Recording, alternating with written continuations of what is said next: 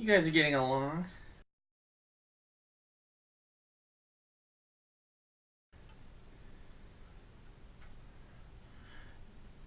Drill. Matchstick.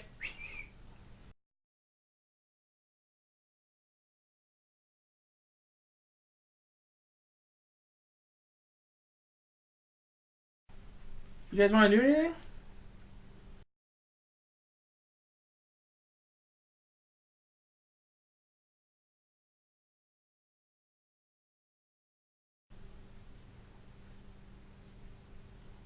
Right. Right.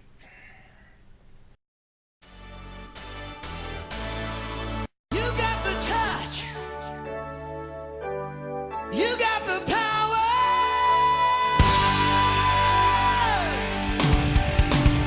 Yeah.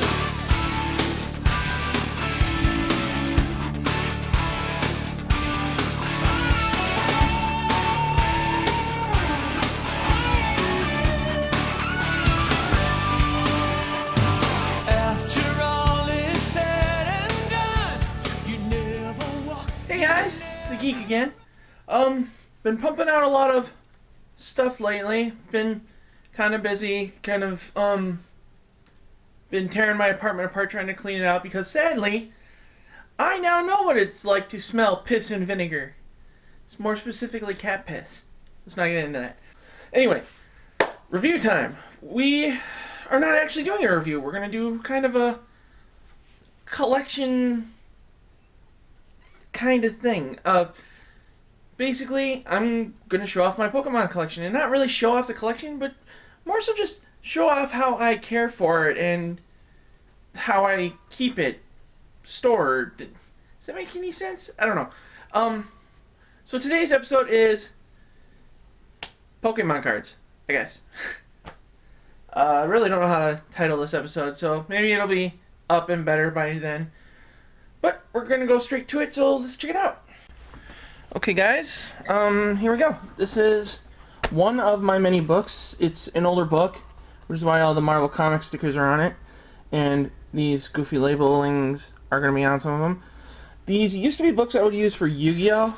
But I kind of fell out of interest with Yu-Gi-Oh! And I kind of got hassled into Pokemon. Not really hassled, but convinced to go into Pokemon. And whenever I get into trading card games, this is how I store them. So we'll open it up, and the first page we have is this kind of cover page. Now I know we can't see it all, but you can see enough to know what I'm talking about. I put the wrappers in the first page. Like, for some reason Pokemon boosters have different Pokemon on them, so there's like 4 different types of wrappers. So we've got all of them on here. And then when they do a pre-release, there's a special card that you get for going to the pre-release, and I always put that in the middle. Excuse me. So that's a great way of telling what booster pack we're going into. Now, a lot of people sort their cards by type or by what Pokemon, like they'll put a bunch of the same Pokemon on one page and things like that. Well, I do it like this. I sort them by booster set number. If you look in the corner, oh, here we'll go down here. If you look in the corner, there's a little number. It'll say like, this one is number 5 of 106? Yeah. And that's how you know how many cards are in it, and that's how you know which card this is in the set. So we got 1, 2, 3, 4, 5, 6, 7, 8, 9, and so on. And that's really about it. Like, turn the page, and they're all in order. You can see, well, not on that page, let's see. Keep going. Right here, this is an open spot. There's no card here. And that's because I just don't have that card. And you want to make that kind of space, because if you end up getting the cards you want, or getting the cards that would fit in that space, if you don't have the room, it's just a huge hassle to try to move all the cards to get to the spot you want. And you want to make sure you have enough books and enough pages, because this book is a prime example. It's getting packed, so it's like bulging out. And if you run out of pages, then you just don't have room for all the cards you want. And let's see, we turn the page here, and this is the start of the next booster. Again, we got the 4 booster cards, and I don't have the pre-release for this one. But I did find out that Vivillon here it's the same card, but there's 2 different art pieces on it. So I got 2 extra ones of both the different ones, and I put them on the sides here to kind of replicate that. So yeah, there's not really much more to tell about that. I suppose I should go into like the way trading cards work for them. There's 3 or 4 different kinds of cards you're gonna get. You can get your basic cards that just look normal. You can get your what would be the next step up, I guess, would be a holographic card, but the only holographic part is part of the imagery in the artwork. And then you have what I think is called a reverse foil, where it's a regular card, but it's shiny. And you get one of those in every pack. So there's a chance you could get the whole set again of regular cards, and even some of these cards, in that reverse scheme. And you could like collect the whole set all over again doing that, which is expensive. And then let's see if we can find some of the other ones. This is I don't know. This is a better card. This is an EX card. That's what it is. Okay, we got it. And that's the whole thing is kind of shiny, and the artwork is definitely different. It's like the Pokemon's like trying to burst out of the card. And then the last kind. Oh, there's another one of those burst out looking cards. Let's see if we can find the other kind. There's got to be some in here somewhere. Oh yeah, and then we have stuff like trainer cards and energy sometimes. Let's see, we're skipping into the next set here. Oh, that didn't look right. Okay, this will happen too if you have a book that's got too much in it. Pages will like find their own way out of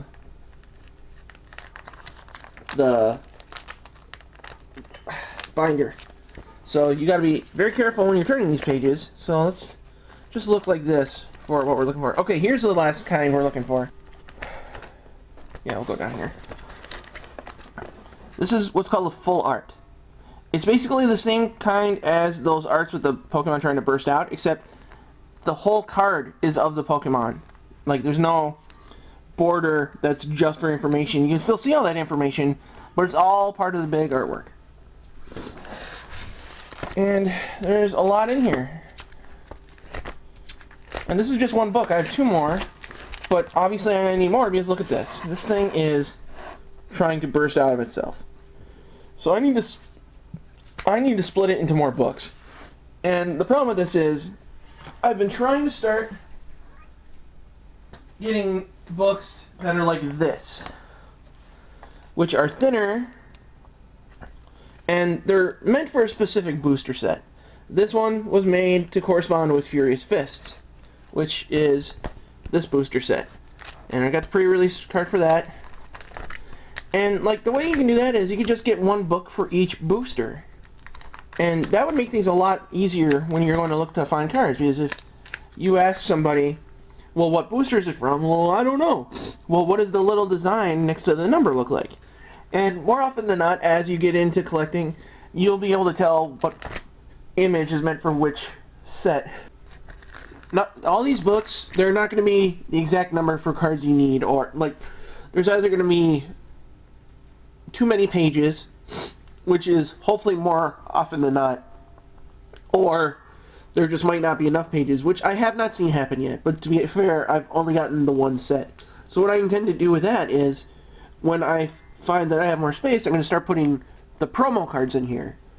And right now, I've only got the 1 book like this, so I can only put the ones I want to put in this one. And I really don't have a plan on how I'm doing that yet. I'm still trying to work that out. But the Pokemon trading card game is very entertaining, very fun to play. And even if you don't want to play them, it's very fun to collect these cards. And I know people who were in the game much earlier than I was can agree to that. Not a lot of people sort them like this, and I really don't know why. I think it's just because, like, well, that's not how I do it, you know, and like, well, doesn't it seem easier? I don't know, does it? Tell me. I feel it is. And I think they just don't want to admit it, or they're already set in their way and they don't want to change that, which is fine. Like, if somebody told me a better way of doing this, I would be hesitant to do it. I might eventually decide, hey, this is cool, and I'll try this. But honestly, in the beginning, I feel like I would want to agree to it. But that's all there is to this. So I hope you enjoyed it. Okay, guys. I hope that wasn't too painful to watch. But anyway, we got some more videos coming up. I'm really excited to see what I can pump out. And I don't know if it will be shown until next season, but the Geek is going to 2 conventions this year, at least. I'll be going to Anime Detour.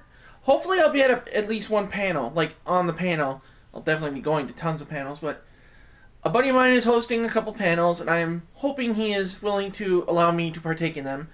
I asked him and he said it's cool, but I feel like I'm pressuring him, and I don't want to pressure him. If he's not interested in having me up there, I'm not going to go up there. I'll just sit and watch and enjoy the good time. But that'll be Anime Detour in Bloomington, Minnesota, and also in Bloomington, Minnesota, a couple months later, Convergence, which is a big convention for Minnesota. I'm told it's the biggest one in Minnesota of the year. And then there are some smaller conventions. I'll definitely be at SpringCon. Is it MiniCon? No, SpringCon. And then later in the year, I'm probably going to be going to FallCon. And these are smaller conventions. They're really just giant garage sales with writers and the occasional star and the occasional art. Well, there's tons of awesome artists there. One of which actually does those Mystery Science Theater art, the personal art things I have done for my Mystery Science Theater episodes. He does those, and he does an amazing job. And he's going to be making more for me, and I can't wait to see what he comes up with. And I will definitely do an update review on that when I get a ton of those art pieces back in. But I think I've been talking too much, so until next time, this is the Geek saying, good journey.